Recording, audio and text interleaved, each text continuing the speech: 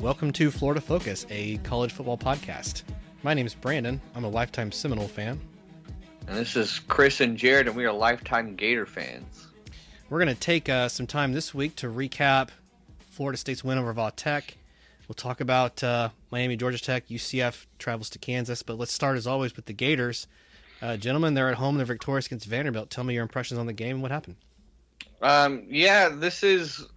week we talked about, at least I said, this is a game that Florida needs to respond after getting manhandled at Kentucky. And I said, we have to win, and we have to win convincingly. Like, we can't just mess around.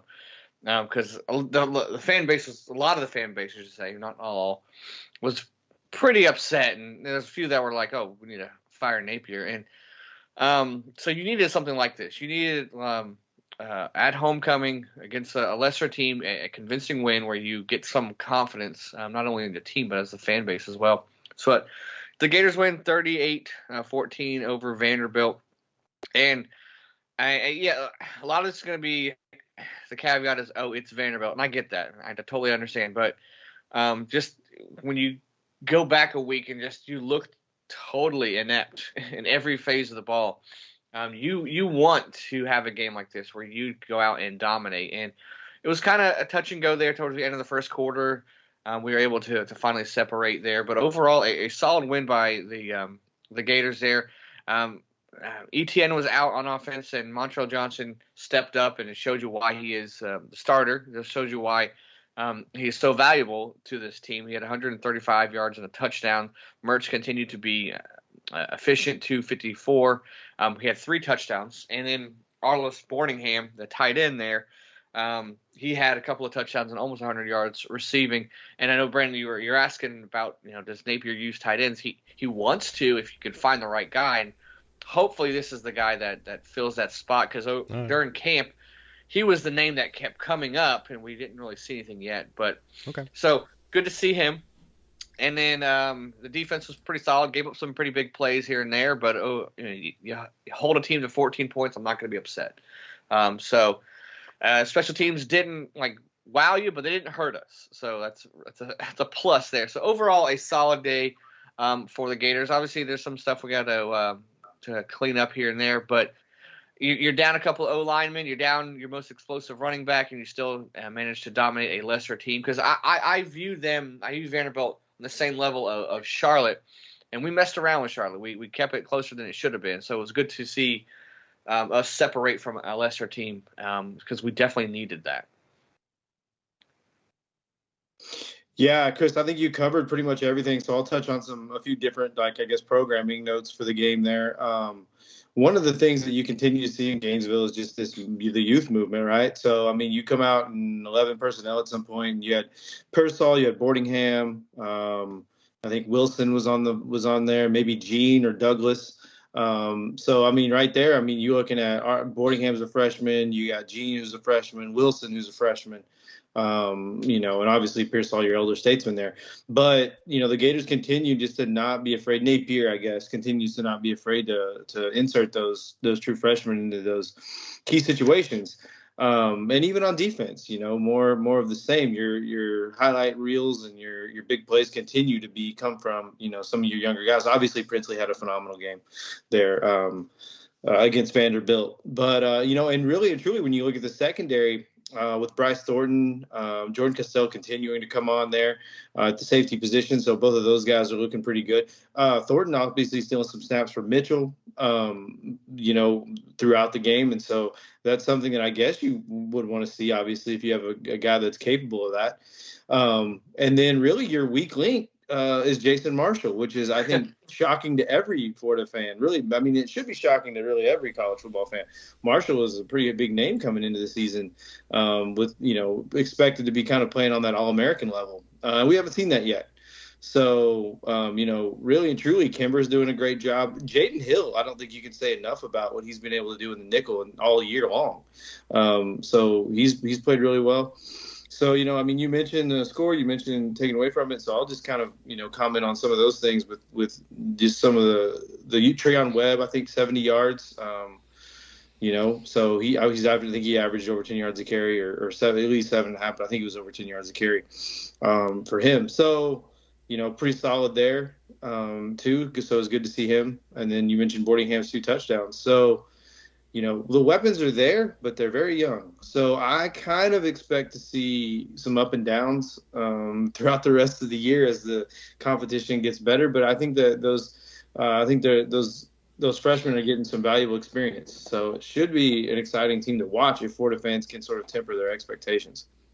Yeah, it's funny you said that about the youth movement. I was at the game with my wife, and she follows, college football, a little bit there.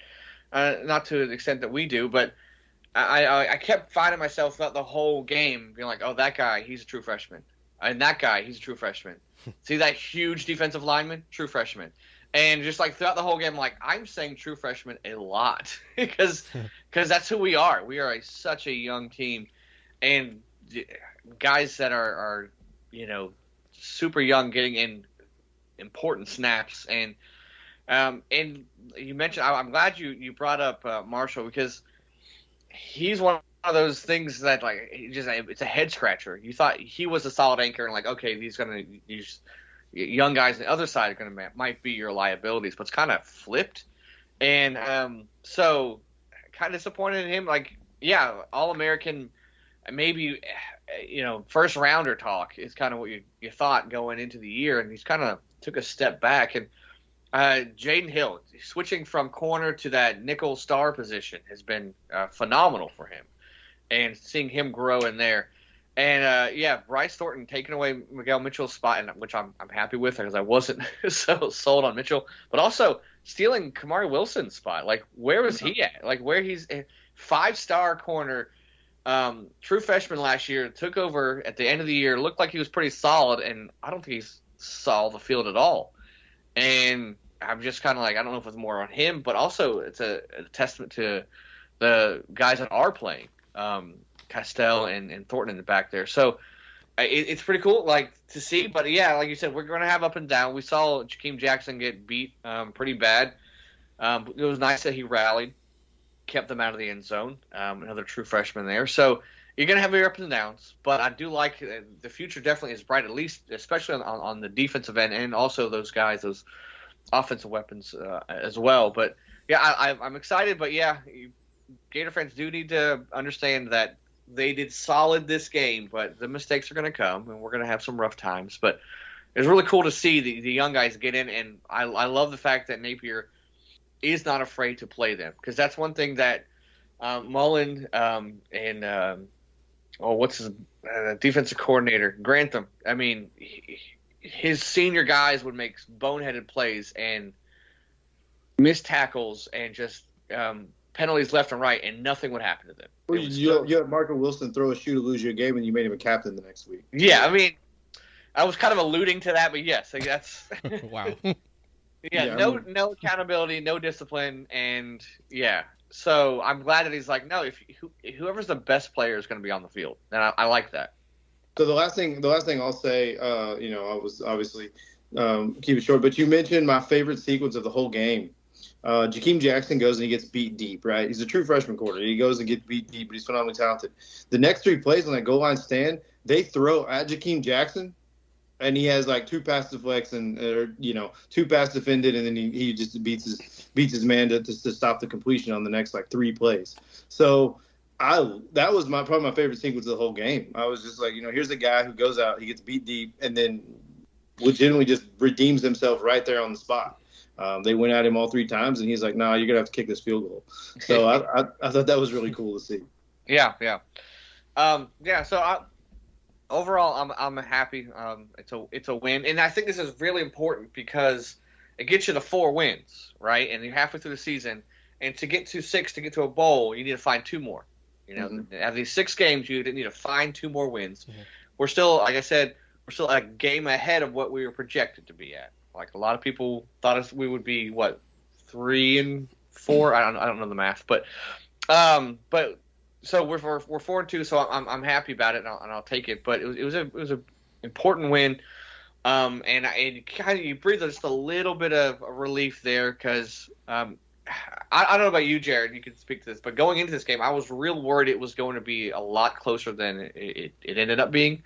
just because how bad. Like the last time I saw Florida play, we looked awful. So I was curious how we would respond, but I'm glad that we did the way we did. I was probably a little bit more optimistic. I didn't think that we were gonna I thought maybe in the second half we pull away rather than the second quarter. So I was happy to see that, but no, it was good. I mean, obviously you're at home, and the Jekyll and Hyde of this team has been home and away. So you're gonna have to get one of those on the road, and it's a big road test. Some big road tests up ahead. So you mentioned needing to get 2 more, and they're not gonna come easy. No. So this week should be very interesting moving forward. Yeah, just a couple of quick thoughts. I think that really outside of the really long touchdown, Florida's defense really kind of stood tall. Most people that look at the stats would be like, oh, the yards per play on Florida's defense were not so great. And I think, well, that's not really a good indicator of it. And the defense really kind of stood tall. You're right. You only give up 14. That's going to be a good day for anybody. What I noticed with Vanderbilt is they just can't capitalize when they have an opportunity. Only 1 of 10 on third downs, and they got decent yardage, but they just couldn't score. I'm curious, is that a victim, or is that an indicator, that Vanderbilt is a victim of not having key players, or do you think Florida's defense really kind of made that happen?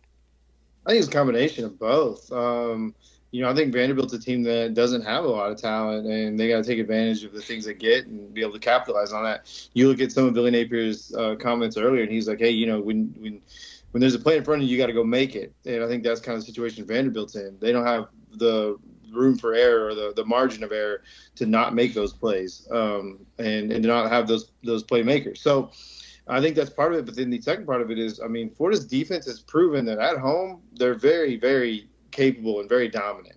You look at what they were able to do to Tennessee's offense early on there, and that's a team that can really give you problems when they're on. The big question is that defense going to be able to finally figure it out on the road? Yeah. One of the things that we finally got our second turnover on defense, and it was a key one too, because it was 7-0 us. I think we're driving down. We do like a wide receiver pass. It gets picked off, which I like the play. It was just he kind of floated it. And then like 2 plays later is that long bomb where Marshall kind of got beat there. And it's 7-7. We do nothing on offense, and they get the ball, and they're driving. And on 4th down, they convert a 4th down around our 30, and you're like getting real tense, like, oh, this is one of those games. But on that play, Searcy, DN, I believe, true freshman, forces a fumble, and we get the ball. And after that, we just took off. So, yeah, the defense needs to continue to make plays like that in key moments, and we're due for some turnovers. It's our only second. It's like 6 games. We only got 2 turnovers. We are due for some turnovers, and I think it's gonna happen. I can't see us getting just 2 more turnovers at the second half of the year. So I think the defense can step up, needs to step up, and will step up. Okay, well said. Any final thoughts? Nope. On to the next. Okay. So we'll move on to the Knolls. Florida State's at home. They win pretty comfortably against Virginia Tech, and by very comfortably, I mean this game kind of rode in waves. Florida State takes an early 22-0 lead. They came out dominant, and Virginia Tech got stalled as we expected they would. The second quarter actually kind of went the Hokies' way, and then to start the third quarter, Virginia Tech returns a kickoff for a touchdown, and all of a sudden it's 22-17. I didn't really think there was room for concern here, but I was like, well, that's kind of allows us to not put in the backups and freshmen that we wanted to play as early on ahead of schedule. But, it still was a game where Johnny Wilson has 2 touchdowns, and it was clear they wanted to get first 2 touchdowns of the season, by the way. You got Trey Benson. He got a long touchdown run, another one earlier in the game, and then Toa Philly kind of rolled over some Lincoln logs to get in the end zone over like 2 defenders where his knee didn't go down. So, you had some fun plays. You had some experience there. You got to play some good experience on defense, and you got some freshmen involved in there. You also were able to kind of rest some of your stars off the bye week, like Bethune and one of our linebackers who's not 100%. Johnny Wilson kind of leaves the game dinged up, but it seems like a positive report. You do have this week where Winston Wright, a wide receiver, no longer with the team. And so he was kind of a guy of the Big 12 that transferred. You would have hoped for a little more production, but don't get anything there. Ken Coleman gets 2 return touches, and he kind of contributes there too. But when your running back goes 11 carries for 200 yards, not a whole lot of room to see concern when you just continue to dominate on the ground. So I'm just curious if you guys have any thoughts on what you saw from the game. I mean, honestly, Brandon, it really kind of went the way I thought it would. I mean, we mentioned last week when we were so lucky to have Lynn on and kind of give us the history of that rivalry and kind of give us some in-depth analysis there. And really, you kind of look at Virginia Tech, and it really kind of went exactly how I thought it was. I mean, Jones, played admirably. I mean, there's a guy that was playing hard. He led the team in passing and rushing, obviously, in quarterback position. But it was just a team that never was going to have the firepower to be in that game. And then they weren't, right? And Florida State came in, and they were dominant. You mentioned Benson, and I thought that was a pretty big day for him. A guy that not necessarily hasn't looked dominant in the year, hasn't looked like running back one, right, in that offense. Came out and established himself early and often and was able to make some plays there. So, I mean, obviously, I think it's just another one of those cases. We say it all the time, but you win a game that you're supposed to win in a way you're supposed to win it. And so I thought it was, it was disciplined. There weren't a lot of, it wasn't sloppy. They look good. So, I think that's what you need to do to establish moving into that bye week. Yeah, actually, it kind of went the opposite of what I thought it was going to be. I thought Florida State might come off a little bit sluggish there after their Clemson win in the bye week, but 22-0 in the end of the first quarter. That's the definition of starting off hot. So it gave them a little bit of a cushion for when Va-Tech did make their little bit of a run there. That they weren't too worried, and they finished out strong there. But yeah, this is kind of the game that they played like you thought they were going to play. The end result, at least, was they dominated. And this is what you want, right? This kind of like what Florida wants to, really, is you want to just establish a run game and just dominate in the run game so your quarterback doesn't have to pass as much. And I think Travis needs those games where he's not everything. He's not running around scrambling and doing everything. So he needs those games where, like, I can just hand it off and we're okay. So, yeah, good for them. They responded well. I wasn't really sure how they were going to respond, and they did just the way they needed to. And they got the first of 3 home games in a row. So that's good for them, and still in the driver's seat of the ACC. Yeah, I think a couple of things that I've kind of nailed down as an identity for this team. I think the last 2 games, that's not true. I think just this game really for sure. It's pretty obvious to me that the whole idea of let's press Jordan Travis for a Heisman is kind of taking a backseat. And their focus is just, let's keep him healthy. Let's win the games we're supposed to. Let's win the ACC. It's not a bad thing. I mean, those are good goals to have. But I think the whole idea of, let's just keep him in the whole game was gone. That was evident with putting in Tate Rodemaker late. There was no need to risk any kind of injury there. This team is really not going to be great running between the tackles. So, I mean, I would look for some teams that can maybe put the pressure on, but it was obvious against Virginia Tech for sure they couldn't contain anybody on the outside. So that was something you didn't have to worry about or see a lot here. In this game, you did try to put Toafili running up the middle, which I've said all season long. He's really not a strength back to be given a bunch of touches, but he rushed for 50 yards, which is kind of high for him. So those are just some small things I see here and there. You give up a special teams touchdown, otherwise this game looks a lot different, and I'm not so sure on offense Virginia Tech actually gets to the 17 mark, and that's it's a pretty rough season for Va-Tech. They've got a lot of things to do and change, and heck, they beat Pittsburgh, so that makes me feel a lot more confident in my preseason. Like, Florida State might lose to Pitt. I highly doubt that now. So yeah, the Noles take care of business. They do some good things and they get some talent behind us. It was good to see like we forced some turnovers there. I mean, Jordan Travis still just has the 1 pick on the entire season, but he has thrown just a couple here and there that are balls that probably should have been picked. But honestly, that's not a problem you're going to have the rest of the season. I don't think he's going to put balls in danger. And so that's kind of a comfort.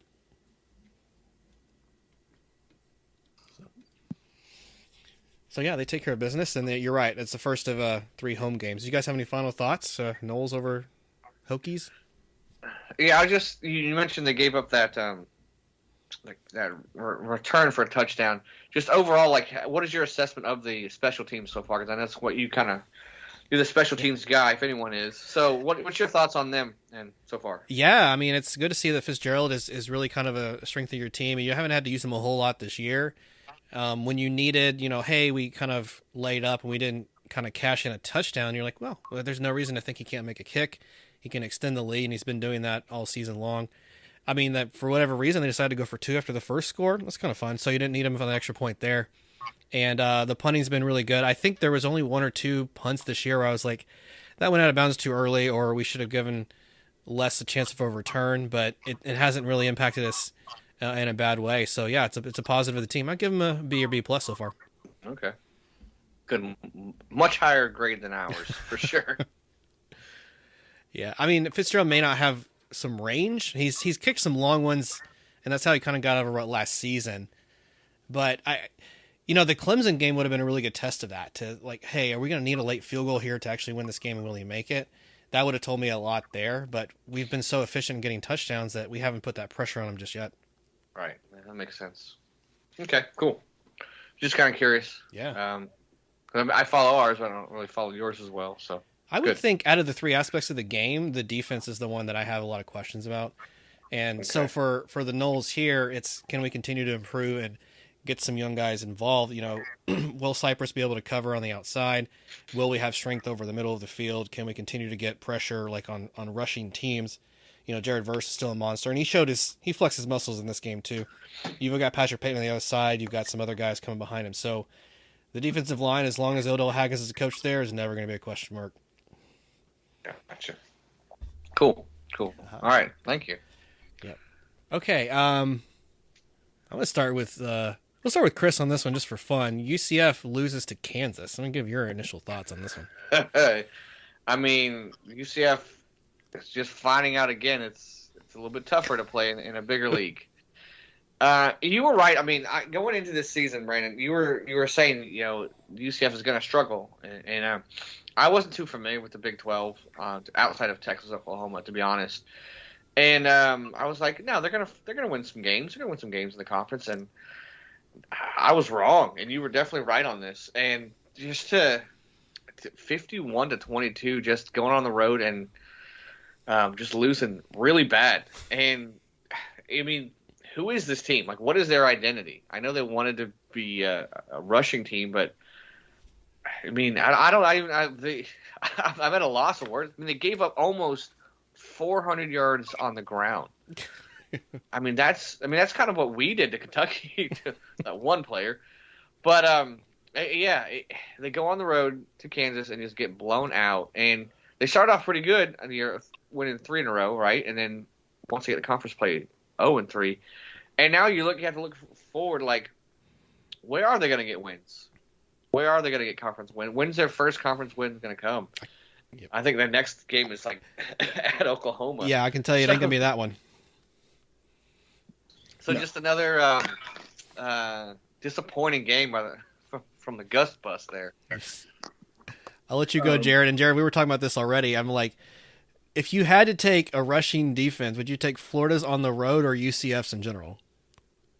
Yeah, that's the the movable object meets the stoppable force right there. Type of argument. Man, what a rough day. And I look, just for all the Florida Focus podcast listeners, if I pick your team to win, expect to take loss. Okay. This is a game where I looked at it. You go to. I mentioned this ad nauseum. In the dumbest scheduling booking ever. UCF goes 2 weeks ago. They go to Kansas. They lose at K-State. They come home. They play Baylor, and they go right back to Kansas here to play this game. And I thought this was a game where UCF would get back on track and kind of surprise some folks and get a win. I just didn't expect them to go the 3 losses here because we've seen the flashes of what UCF can do when they're on. And, we've seen them play at a pretty high level, even without, John Rice Plumlee. I thought maybe this is a team that kind of benefits maybe from having that backup playing and like you're preparing for something different, maybe a little different style of football.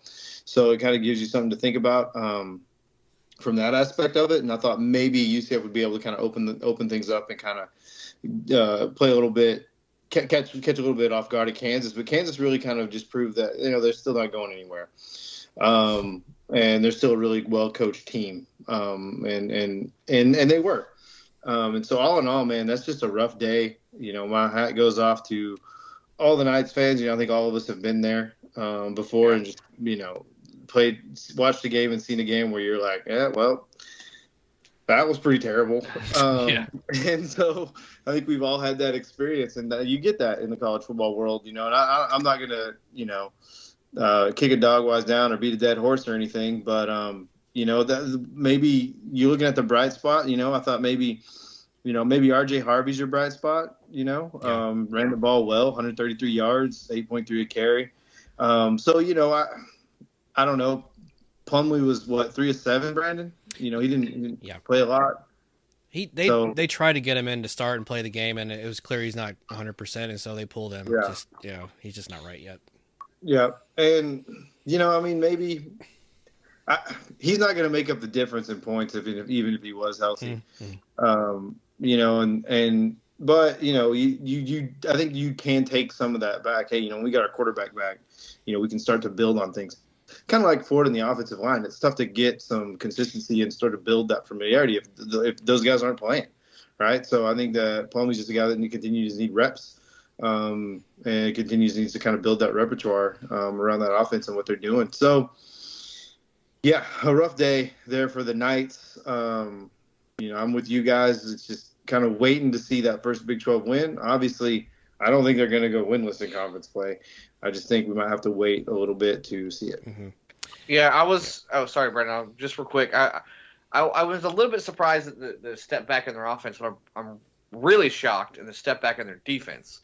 Now, Brendan, you follow it closer than I do. Is it just like attrition, or is it just playing a different competition, or what do you think the reason is their defense is just giving up so many points, or is it the fact that they're fitting in greatly with the Big 12 and the fact that they have defense? Like, that's actually a valid point.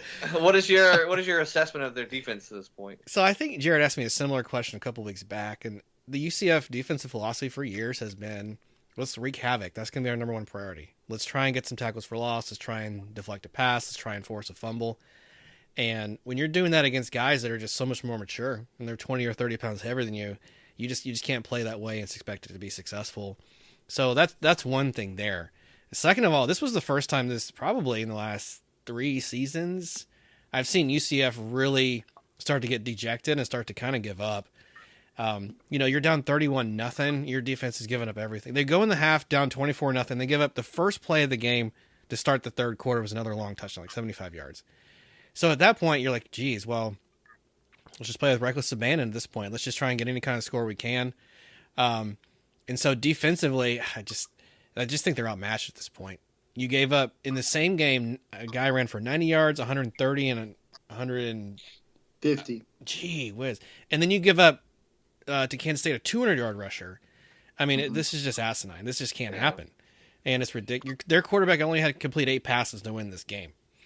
And this was like the biggest, did I see right? This was the biggest win for a conference game in Kansas history. Minus maybe 2 points against somebody else, several years ago. So I think, honestly, the athleticism is starting to really catch up to UCF in this game. And their quarterback, Timmy McClain, he's making too many mistakes and taking too many chances and doesn't know how to throw the ball away when he's being chased. Tries to force it and fumbles the ball away. He tries to put it in spaces he's not. It gets deflected, or he tries to be the hero, doesn't let his team and playmakers make the plays for him. So I think that was the biggest reason why UCF they got down and they couldn't catch back up. I feel like I'm carrying a flag for the UCF fan base, which is the wildest assessment in the history of probably the world, considering what I tweet from week to week about UCF. But on the podcast, I feel like that I've sort of been carrying this flag for UCF fans and saying, hey, guys, look, they take the positive in it and this is another week where I would even say, as insane or wild as it may sound, that look, season's not over. If you're a UCF fan, there's still a lot to play for.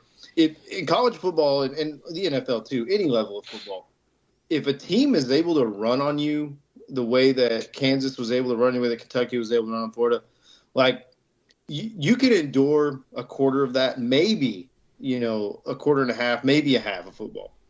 But I mean, if a team's able to do that, like the psyche and the mentality of your football team is going to be shot at that point. And so that score is probably worse than what the Knights are capable of playing and the level they're capable of playing at, because once you're just getting physically dominated up front and you have basically given up 3 100-yard rushers in the same game, that's tough for any team. That's tough for any team to bounce back from. That's tough for any team, and I mean in the flow of the game, right?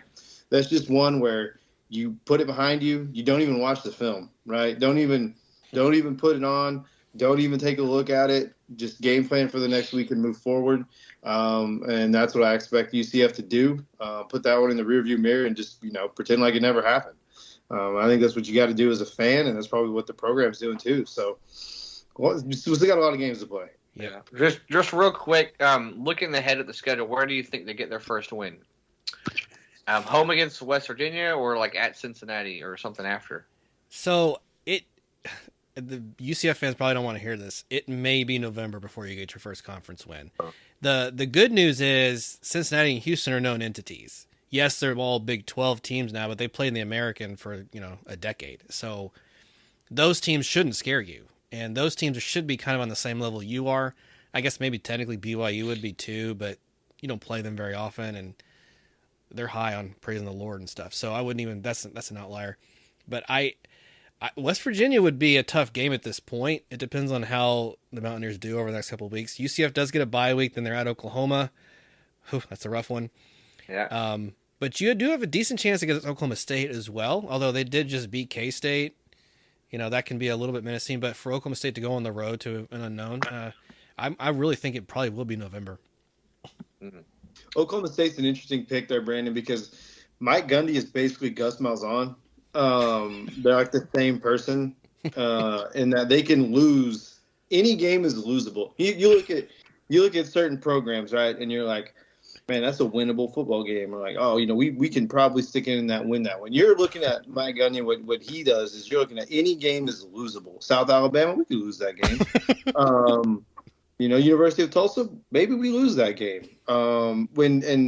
Just being around that program and being around that place in Stillwater quite a bit in my lifetime, I'm just here to tell you that that's not a team that's ever safe, right? They could be playing, HBCU, Division II, West Texas A&M. I don't know.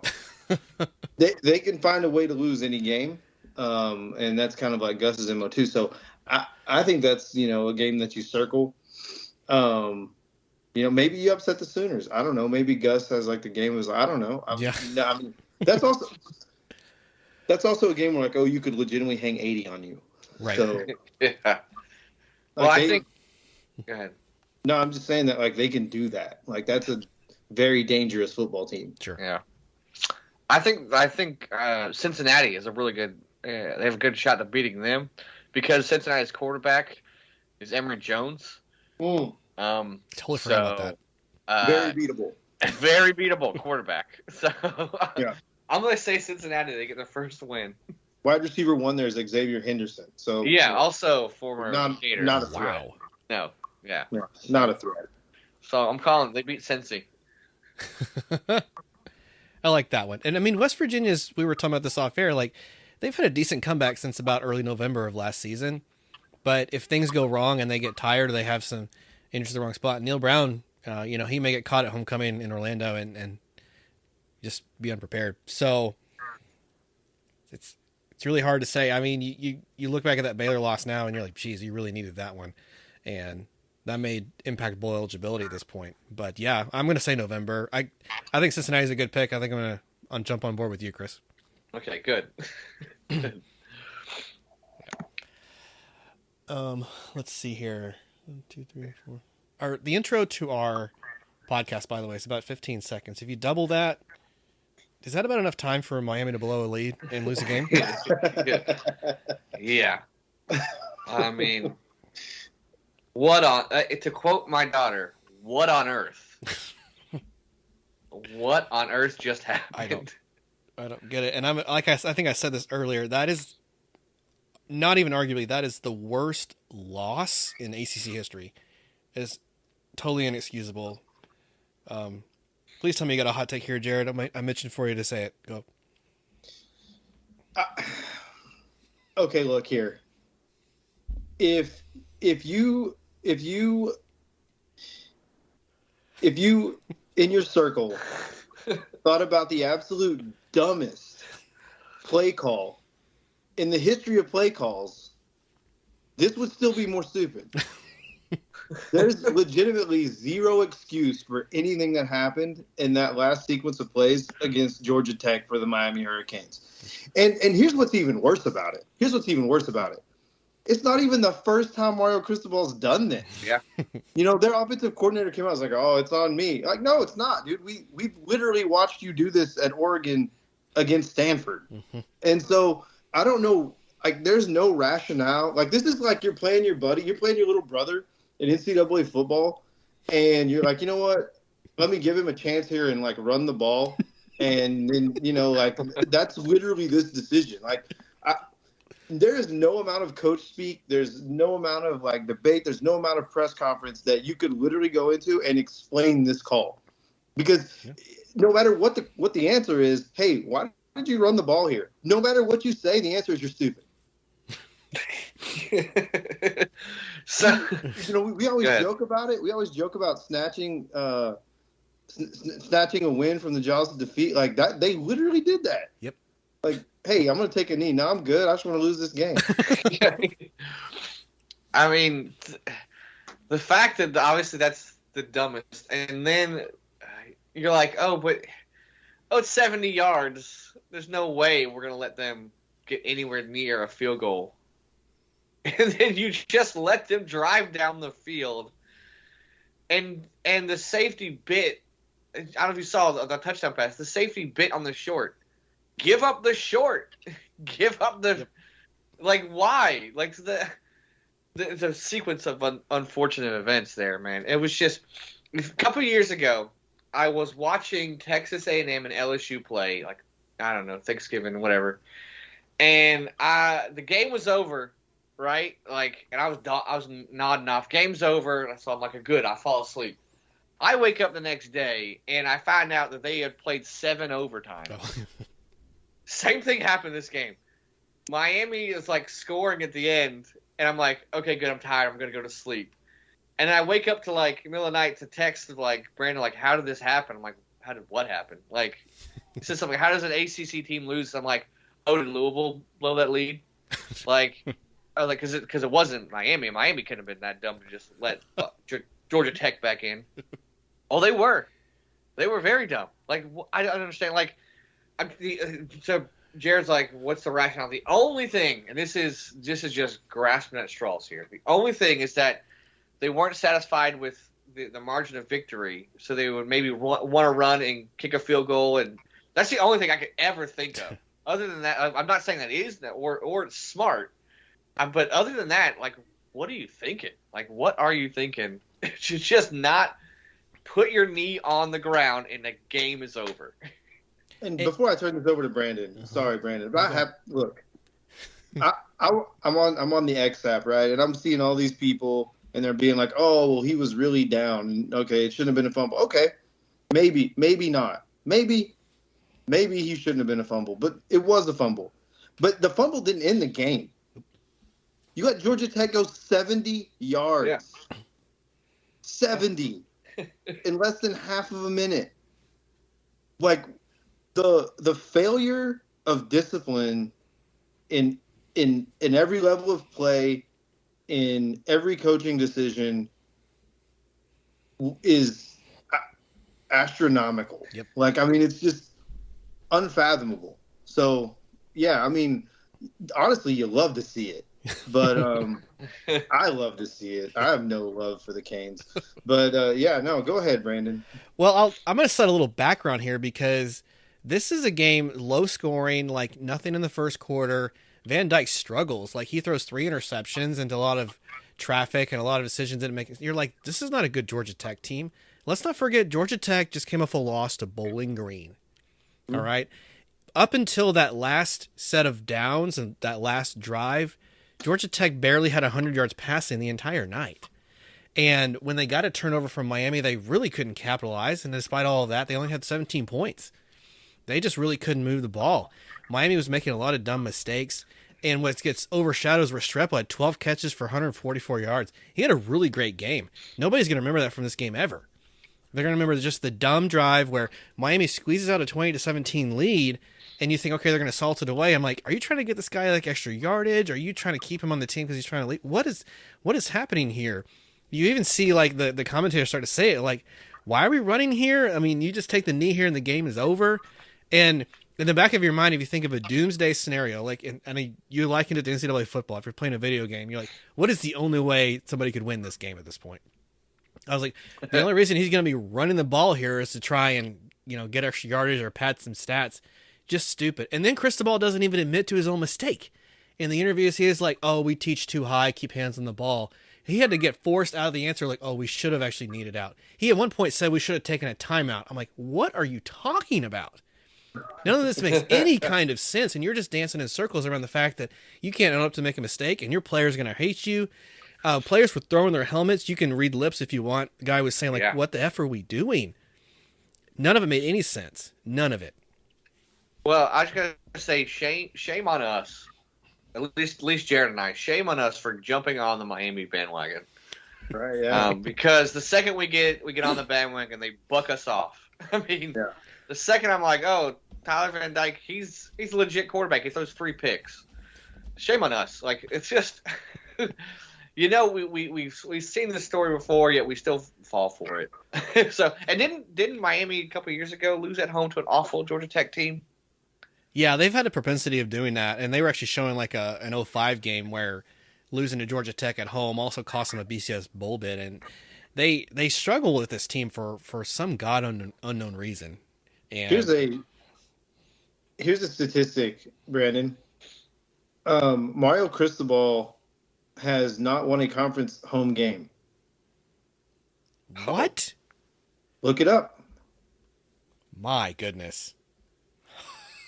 That's incredible. I don't It's have like to. the I believe opposite you. of us. Exactly. It's the opposite of Florida. Yeah. Unbelievable. Wow. Hasn't won a conference game at home. Oh, my goodness.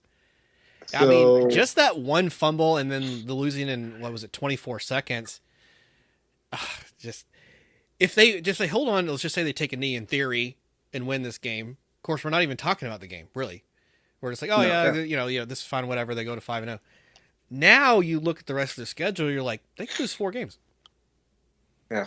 Well, I think we were always looking at that North Carolina game as like, okay, this is going to be the game where where rubber meets the road and we'll see what you're made of, but just an inexplicable loss here. And, I mean, what do you make of this happening twice? Like, I mean, I honestly want to know, like, what do you guys think about that? I mean, to see it happen one time and then to go back and be like, oh wait, we've done this before. Mm-hmm. We've danced this dance before. Like, what? It's the ultimate head scratcher. It's literally like, it's as if they didn't want to win. I guess let's just say, hey, let's do this. From this point on, let's take every step we can to lose the game. I really feel like the players, and you could visibly see it, and you don't see this very often, they had lost a lot of respect for their coaching staff right then and there. Yeah. To see them walk off the field like that, that's going to be a hard room to get back. That's kind of what I think moving forward is going to be Miami's biggest challenge, is for the players to say, we actually trust our coaches. Yeah, I mean, go ahead. If Van Dyke comes out and struggles, in the first half of a game or something like that, I mean, it's probably going to be in the back of your mind. Like, if this comes down to being able to outcoach somebody or make a late game decision here, are we going to trust the guys, on the sidelines to do it? Yeah, and it's such a weird one because they haven't played anybody. I mean, I guess A&M, but of note. And we were giving them all the credit, like, okay, it's not a great schedule, but you're blowing these teams out, and just for them to just lay an egg like this, it just came out of nowhere. The fact that it was a close game, is a head scratcher, and then everything that ensued afterwards. Just nothing about this game made sense, and this is fitting right into my 2007 theory. It's fitting right into it, playing right into it. So thank you, Miami. And I think to your credit there, Chris, the biggest thing comparing the 07 year to this is there's no dominant team, right? Yeah. Like really in the ACC, you were like, okay, it's kind of going to be a 4-way race. You got Florida State's a preseason favorite, shakily, just over Clemson. Then you got Miami coming in early in September and winning Texas A&M. But then all of a sudden, within 3 weeks, that's all just wiped away again. And so that kind of plays into that. I mean, you have the Pac-12 being strong, but Washington plays Oregon this weekend. We'll see who's the forefront after that game. And yeah, you just continue to see things that just make zero sense. Teams that lose games with a 99.99% probability. Come on. And I don't think, to your question, Jarad, about like this happening before with Mario, like you literally cannot blame anybody else. No one else. It is not on the players. It's not the players' fault for fumbling. It's not the defense's fault for allowing it to happen. It's all on him because you put yourself in that scenario 100%. Yeah, I mean, what's the thing about coaching, right? You have to put your players in position to win, and he just, for some inexplicable reason, went into the settings and turned it to ultra hard mode and was like, hey, you know what? Let's see what happens. Yeah. So was it the offensive coordinator called the play? Or Cristobal called the play, or did the offense if the offensive coordinator calls that play for whatever reason, you as a head coach have to say nope. We're just taking a knee. Like ultimately, it falls on him. Whether he called the play or not, he's still responsible, and all the blame falls on him. Yep. I think honestly the offensive coordinator called the kneel down, and he just let it ride with the run. I really think that's what happened. I don't know if that's 100% confirmed, but that's what I've heard, which is even more insane. Yeah. That's crazy. Well, tough loss, Canes fans. Yeah, and what if? And then at what point, if you are Van Dyke, where you go, now screw this, I'm taking a knee, right? Like, would you like? I wonder what's going through his head. Like, coach said to do this dumb play. It's just there was a game a couple years ago. Real quickly, Jarad. It was Nebraska. This is back when they had a Pelini head coach. Whatever, and they're driving down late, and they complete a third down pass, and it's fourth down, and to conserve time, he's like, spike it, and the quarterback is like, what? So he spikes it, and they lose the game. I'm like, yeah. I guess in the heat of the moment, you're like, I gotta trust the coach. Right. Go ahead, Jarad. Maybe. I was just gonna say, like, everything doesn't seem so dumb. Obviously, I didn't play at the collegiate level, but like, everything doesn't seem as dumb until it is dumb, right? Mm-hmm. You're like, all right, I was just gonna inexplicably hand the ball off here. Seems weird, but okay. And then all of a sudden, fumble. Then all of a sudden, you're like, nightmare scenario. So, I mean, I think in Van Dyke's kind of defense is like, maybe he's thinking coaches just want to get a look at the defense against the offensive line in this situation, or. I don't know, but maybe Van Dyke's just kind of like, all right, well, weird, but okay. I definitely don't blame him one bit. I'm just kind of curious, like, what's in his brain at that point? Mm-hmm. Like, are you sure about this? But I trust you. But it kind of gives me a little bit more respect for Napier, because sometimes his play calling is rather conservative when he has the lead. And I'm like, okay, because he's just like, I just want to win. I don't care how we win and what it looks like. I just want to get out of here with a victory. A little bit. Sometimes it's still frustrating sometimes, but a little bit more respect. Like, okay, you just want to, you're looking at the analytics. You just want to get out there with more points than the other team. Yep. Another small note on that last drive for Miami is, and I forget the exact numbers here, but they weren't running the play clock down to 0 either. They were still snapping the ball with like 10 to 5 seconds left. Yeah. So let's just say doomsday scenario, you did run that last play and fumbled it. You would have left them with like 8 seconds. Mm-hmm. If you had done, just a couple small things right leading up to that last play. And I mean, even just the idea that they scored, 27 seconds or whatever it was, is just crazy.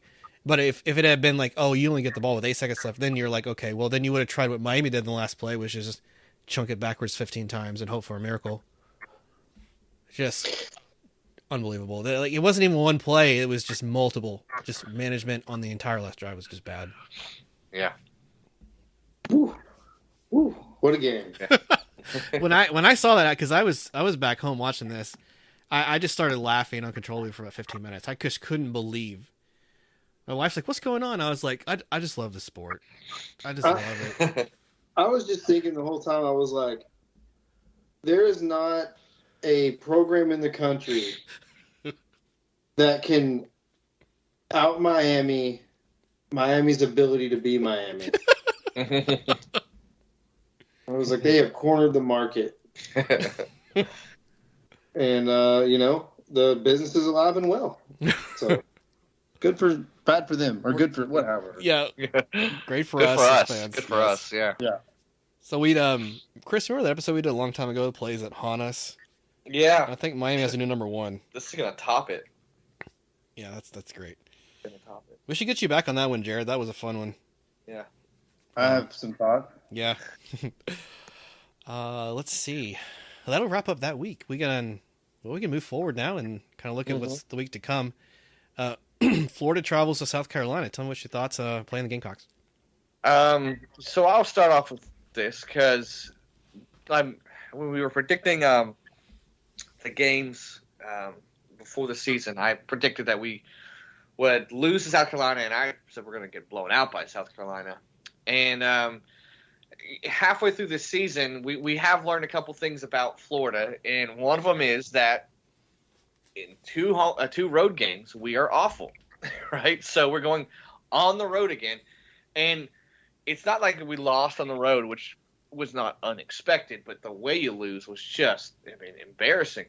And so here we go on the road again. So this has a recipe in my mind for another blowout. One, we're on the road.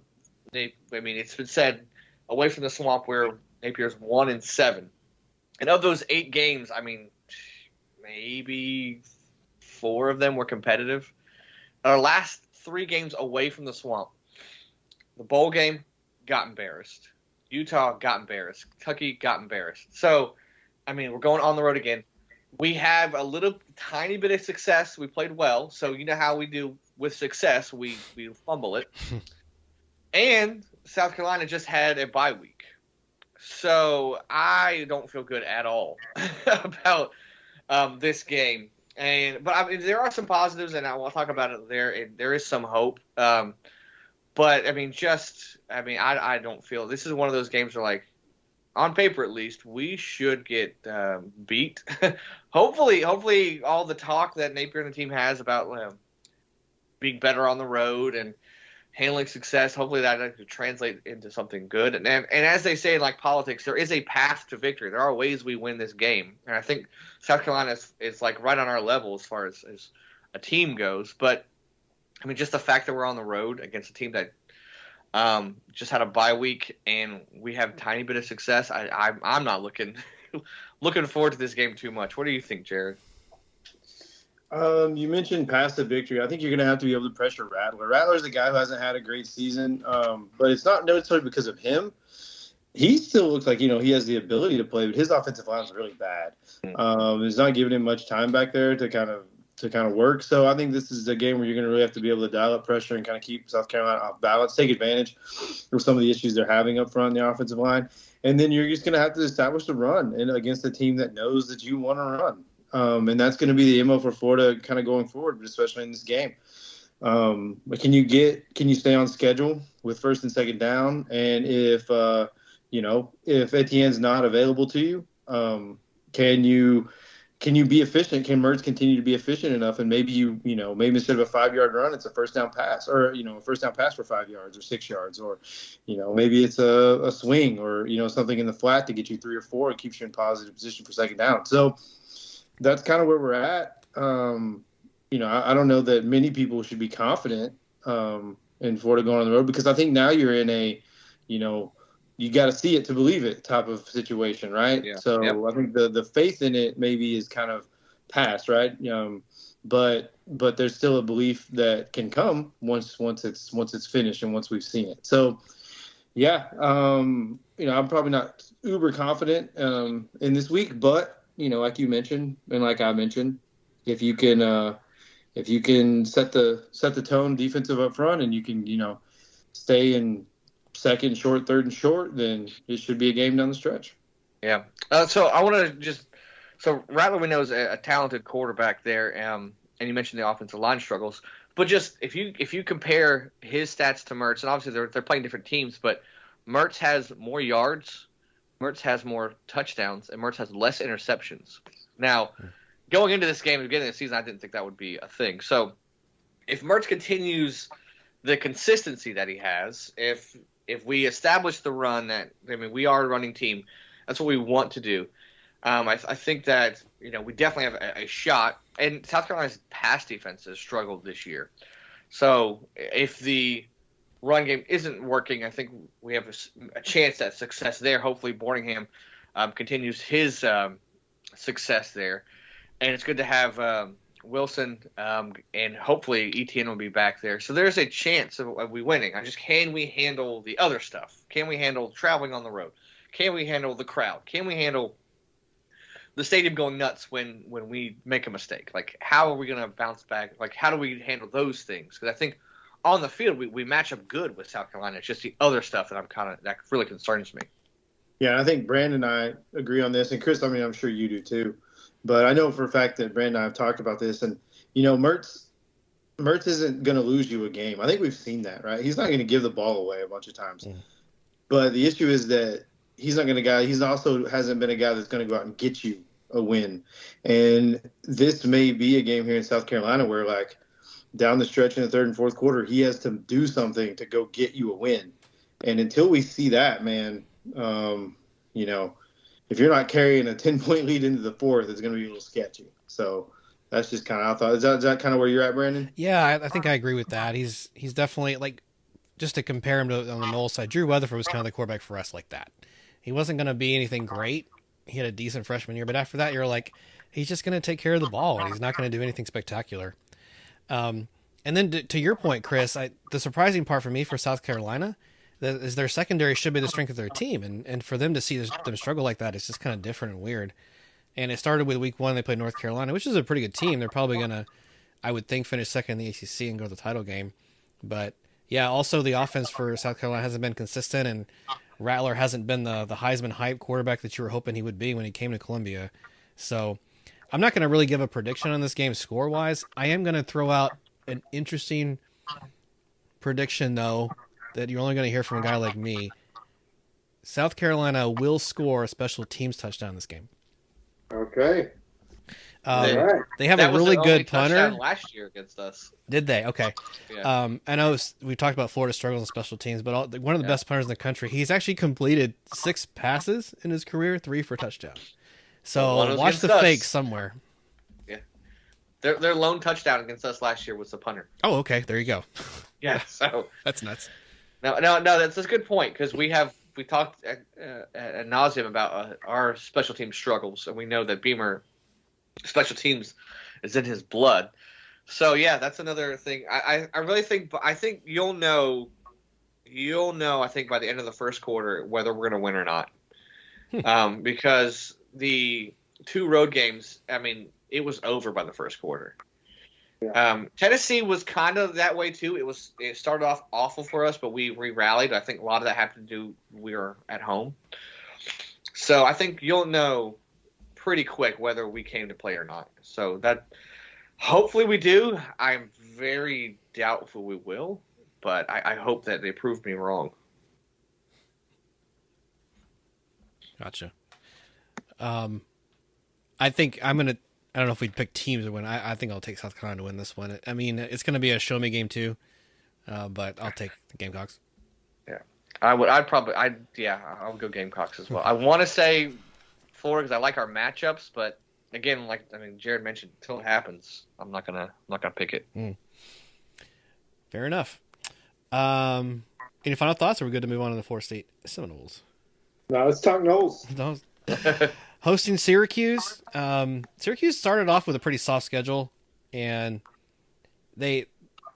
the 4-0 start shouldn't really impress anybody too much. I mean, Colgate's one of those wins, and they did beat Purdue. That's a decent one. A game where they ran their quarterback Schrader quite a bit more than you thought. So I mentioned that because Florida State may see a lot of running quarterback in this game, just like kind of drones with Va Tech, but Syracuse will do it better. And that's probably not a good sign for Syracuse. The reason being is they would rather rely on a running back or the passing game to get some more yardage down the field, and I just don't think that's the way they're going to get it done. Florida State, I've kind of seen some trends on the offensive line that concern me, like, and I'll give credit. There's a podcast Jason Staples does. It's called Unconquered. He said, like games against like Clemson, for instance, you will see linemen kind of sneak back in their formation before the snap to say, oh my gosh, they're going to pull on the left side. He's giving away the play. He's tipping his hand. And I think those are the kinds of things you have to clean up this week. When you look at some of the other, like I talked about, rushing up the middle, and maybe we're just not that team, so we shouldn't try it too much, but you do want to kind of give a good, better look of your offense so you're not always running the same plays over and over, I think. And I would like to see that against a defense like Syracuse, and I think that's good we can do it. Syracuse has looked pretty bad the last two games. They lost to Clemson pretty badly, and they also what was the other loss? Was it North Carolina? They just look pretty bad, and they give up 40-plus points, or 40 to UNC, I think 34 to Clemson, and they just look pretty bad in aptitude. They look kind of lost, and I probably think that's what happens again in this one. I think that Florida State kind of rallies some of the wide receiver core, gets something done. They kind of give Syracuse a different look, but I don't think Syracuse has enough horses to keep up. I agree here. Schrader is who he is. I think, he's thrown like 5 picks on the year. I think he has like 6 or 7 touchdowns, maybe 8. But, I just don't think I agree with you 100%. I just don't think Syracuse is going to be able to keep up down the stretch. I think this is kind of a game where Jordan Travis puts it away. I don't say early, but, Jordan Travis is probably, on the sideline hanging out most of the fourth quarter, I would think. In this one, I just don't see it. I think he'll come in, get the job done early, and probably call it a day. I think it'll look a lot like Virginia Tech. Yeah, I was going to say something similar to that. I was kind of curious how Florida State would respond to all the other games they played early in the year and more meaningful games, if you will. And they handled Va Tech well. I think they're going to handle Syracuse well because Syracuse, they're two like legit opponents. They got blown out. This is another legit opponent. So I have zero concerns as far as Syracuse putting up a fight against Florida State. Gotcha. I have nothing else to add, really. Just a question as Gator fans, since you're on the outside looking in. As you probably know, the ACC decided to go with 3 permanent rivals in the conference and then rotate the rest. What are your thoughts on the fact that Syracuse is one of the 3 for Florida State? I thought it was interesting when I was kind of looking down the line. But I thought it maybe might make sense too, right? So if you're looking at locking in opponents, you always kind of look at like the balance of it. And, I thought Syracuse was interesting, but I also thought it was kind of that like give me scheduling in that, like, I'm not saying Syracuse is like completely off or has no chance, to build that program up. I'm not saying that. I'm just saying that I feel like that they were more of like a balance edition, if that makes sense at all. Okay. So that's kind of how I looked at it, but I don't know. Yeah, I mean, you don't know how these teams are going to look, 5-10 years down the road. But right now, you need that. If you're going to have these tough ones, you're going to balance it out exactly with a team like Syracuse. I think it's going to be great for basketball. I don't know if basketball works the same way, but I mean, at first your knee-jerk reaction is like, that team is so far away from Florida State. Why is that? But no, it's a good point because I think Clemson is your other Clemson and Miami. Correct. Yeah, you got to have, because I mean, Florida State would be, understandably livid if it was UNC, as your third. So it makes sense. Yeah, me personally, I don't think you needed to keep the Clemson game every year, just to be truthful. But what do I know? They started releasing teal uniforms instead of garnet and gold ones, so they didn't ask me about that either. So, 2 things I didn't really agree with. But, Georgia Tech is always the team I thought made the most sense. Because believe it or not, geographically, they're the closest team. About a 5.5 hours drive, and Miami's 8, just to compare. So nobody else is really close. And then also, for a long time. We were in the same division as Boston College, so you have to fly there. There's no other way. You can't drive for 3 days. So, anyway, that's just a side tangent because there wasn't anything else I had to add to the game. So, thanks for the input. Yep. Okay, UCF is off, and then Miami does have to play another game, and they're at North Carolina, which I think, did I see this is still a ranked matchup? Is that correct? I don't know where Miami landed, man. Yeah, they're 25. 25, okay. Just barely. Okay. So 14 versus 25 here? Yeah. So, North Carolina was a team that I don't know that North Carolina is a team I've been high on. Drake May is a player I've been high on for the past couple of years, right? He's a guy that I've talked about a lot. And then I probably even mentioned him on the show a couple of times. My preseason take on Drake May was that I didn't know that North Carolina was going to be able to play well enough around him for him to kind of like make a legitimate run at the Heisman. And North Carolina has played pretty well around him. They've found some playmakers there. Their defense is pretty solid. And Mac Brown continues, at 137 years old to be pretty effective in building a staff and putting a quality team together and, building a culture there. So, yeah, I think I'm pretty excited to watch this game. Obviously, a huge bounce back game if you're Miami against a very quality opponent. North Carolina comes in undefeated, or I guess you go there. Is it? It's at UNC. Yeah. So there you go. I mean, it's a night game. It should be a good one. I think Drake May looks great here, and Van Dyke's going to have a chance. May's only thrown like 8 touchdowns in the year, but against four interceptions. So Van Dyke's actually, against a much worse schedule, put up some numbers here. So it should be fun to watch. I think May's probably going to be able to take advantage of this defense, though. So I kind of do look for North Carolina to probably get this W. Yeah, well, if you're North Carolina, all you got to do is let Miami have the lead, and they'll do the rest. No, but for real though, I'm curious how Miami responds to this. Like, do they just fold, crumble? I don't think anybody's given them a real chance to actually win the game. But I mean, in true Miami fashion, this is the game where they would do something like that. But May is having a pretty decent season. I didn't think it would be. I thought it would be a little bit better at this point, but it's still solid. Jarad made a good point. It's not just him. The team itself is much better, more sustainable than in the past. But if you're Miami, you gotta you gotta find your identity. Find out do you trust your coaching staff? Mm-hmm. I mean. One of the hardest jobs right now is that coaching staff getting them up for this. I still think North Carolina wins, but I'm very curious to see how Miami responds. Yeah, does Van Dyke clean up the interceptions? I mean, he'd only thrown 1 going into Georgia Tech. Now he has 4. He was able to get 20 points out of, I think, 38 pass attempts, and despite a really terrible game, they had to lead very, very late. And I think Miami has a really good shot in this game. Despite the fact that they lost to Georgia Tech, they did outplay them. They did have a lot of things going for them.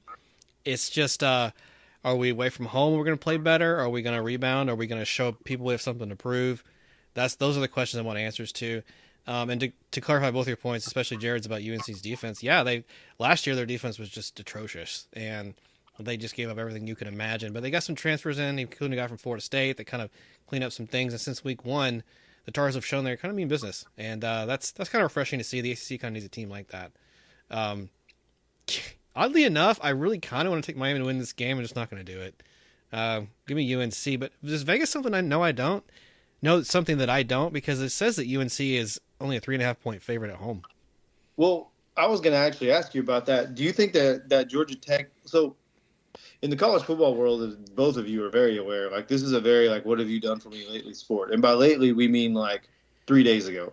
So, is this a situation where we're maybe as a country or maybe as fans overreacting to the Miami Georgia Tech game, and so maybe we're overreacting to that and kind of negating some of the takes here, and maybe that's why it probably will be a close game.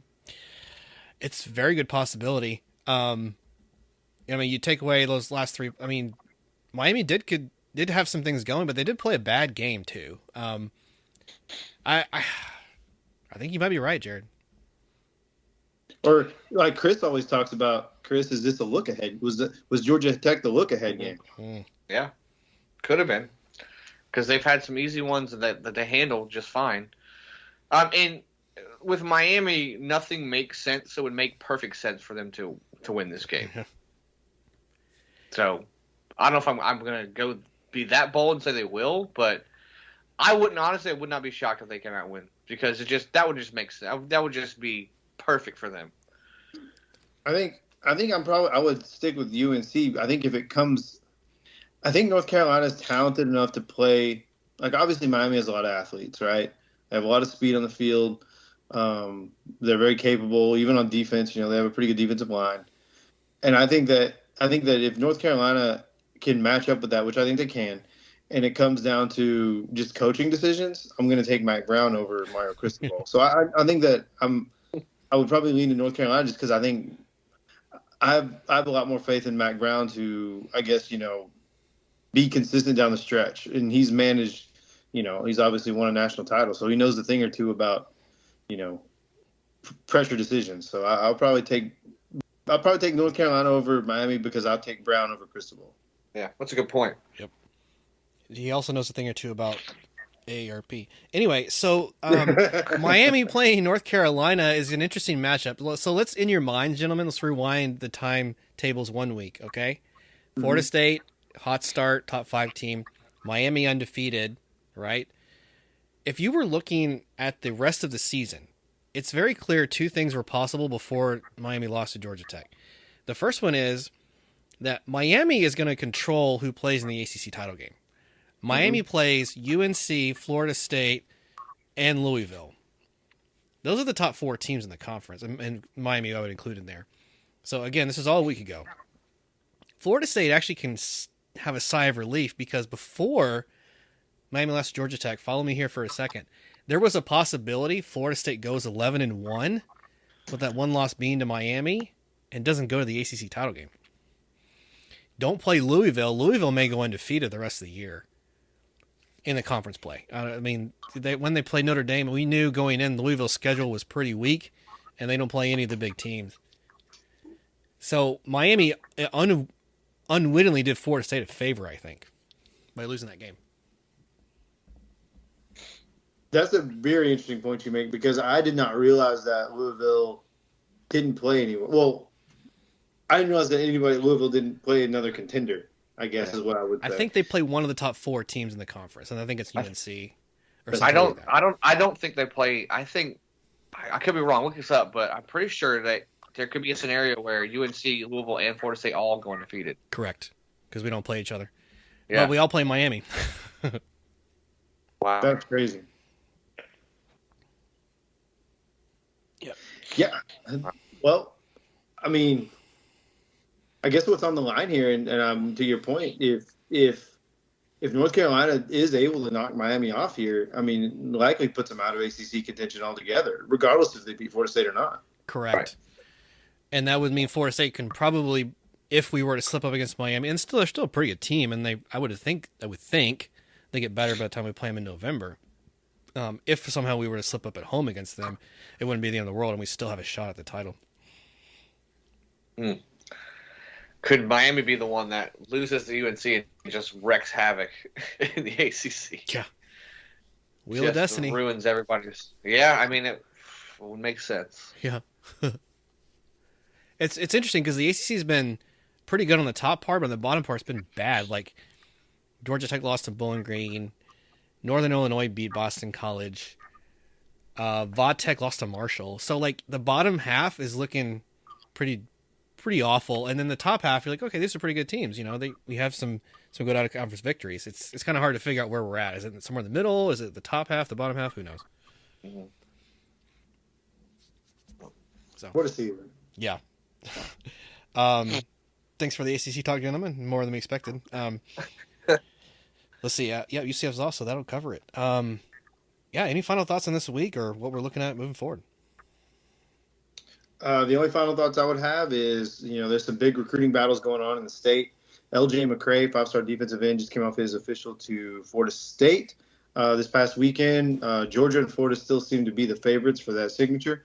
but maybe Florida State can sneak in there after the visit. We'll see. So that should be one to follow. Jordan Seaton, 5-star offensive tackle at IMG Academy, obviously taking his official visit to Florida last weekend. That's a guy that should be fun to watch down the stretch because nobody knows what he's going to do. He's had official to Oklahoma that he canceled. I think he took one to Tennessee, maybe Colorado. So that should be fun to watch. But those are two big-time in-state, line of scrimmage commits that, people should keep their eyes on.